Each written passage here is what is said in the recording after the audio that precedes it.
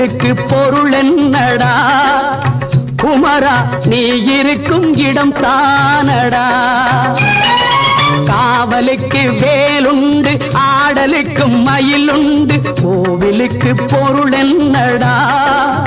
குமரா நீ இருக்கும் இடம் தானடா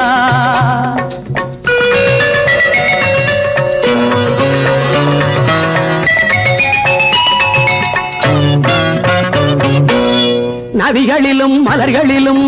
நடந்து வரும் தென்றலிலும் உன்முகம் கண்டேனடா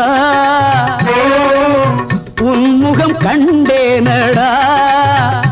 எங்கும் ஷண்முகம் நின்றானடா